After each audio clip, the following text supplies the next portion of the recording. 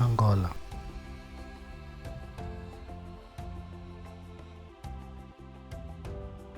é um país grande e belo, faz parte do continente africano.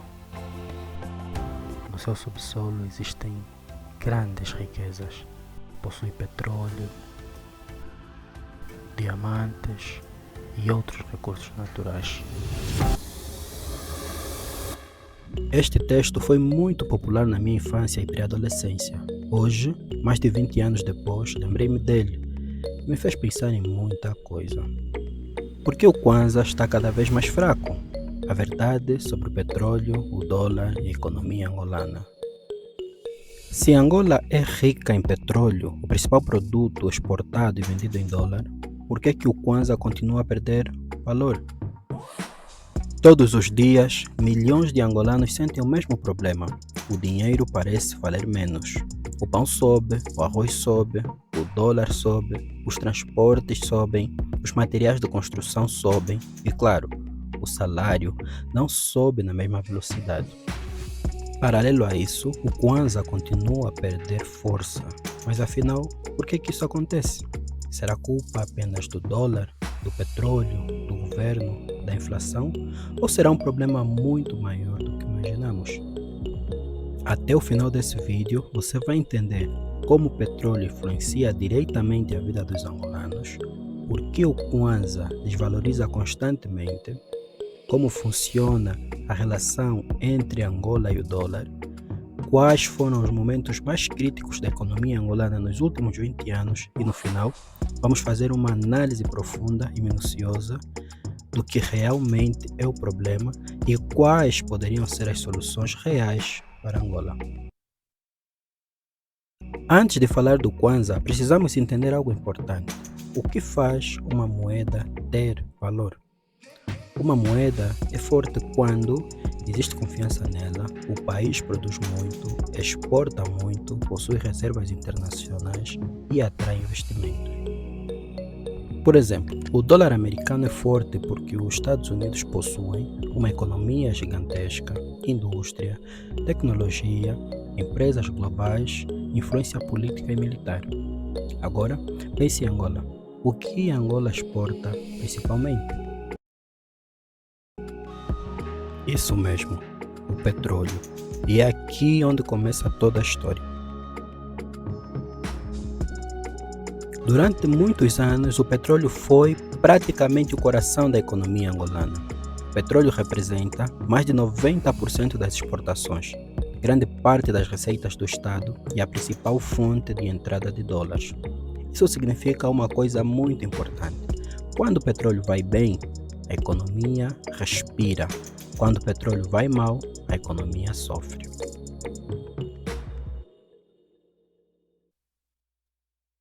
Entre 2005 e 2013, o petróleo viveu uma época dourada. O barril chegou a ultrapassar os $100, quase todos os anos. E nessa época, o Kwanza ficou relativamente estável. O país cresceu rapidamente, surgiram grandes construções, estradas, condomínios, investimentos públicos. Parecia que Angola estava a tornar-se uma potência econômica africana. Mas então veio 2014. O preço do petróleo despencou. Saiu de mais de $100 para menos de 50. O impacto em Angola foi brutal. Porque quando o petróleo caiu, entraram menos dólares, o governo arrecadou menos dinheiro, começaram as dificuldades cambiais e o Kwanza começou a perder valor rapidamente. Foi nessa fase que muitos angolanos começaram a sentir a inflação, desemprego, subida do custo de vida, escassez de divisas. O problema ficou ainda pior porque Angola importava quase tudo: comida, medicamentos, máquinas, tecnologias e outros materiais. E para importar era preciso dólar. Ou seja, uma vez que não havia indústrias nem produção local suficiente, o país precisava desesperadamente de dólares. Justamente no momento em que estava a entrar menos dólares.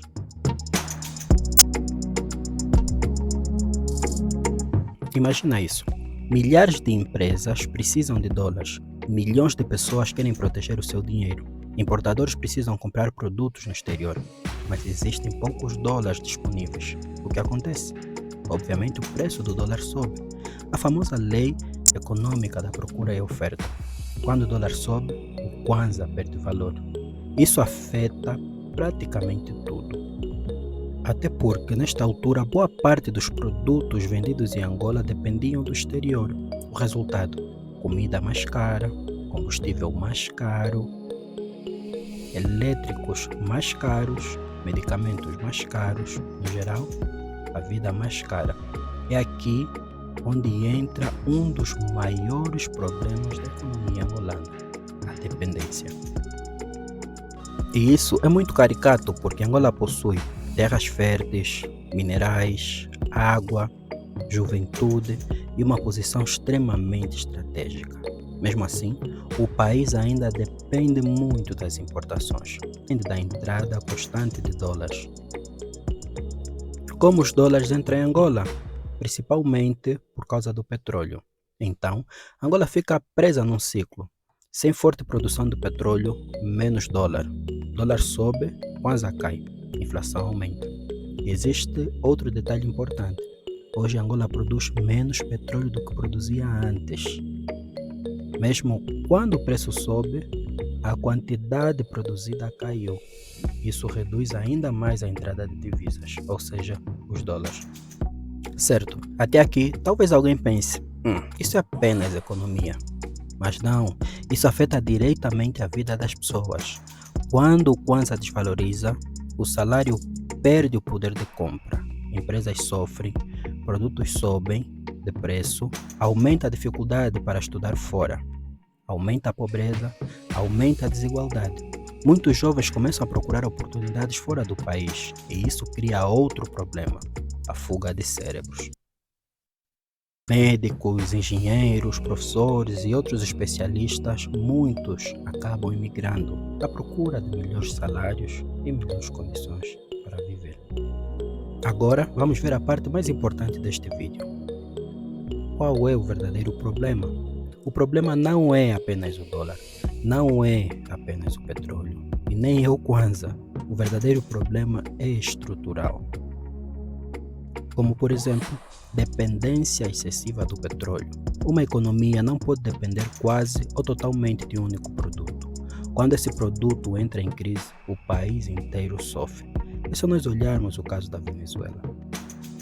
Segundo, a baixa produção nacional. Angola ainda produz pouco comparando com o que some, importa quase tudo, e isso enfraquece qualquer moeda.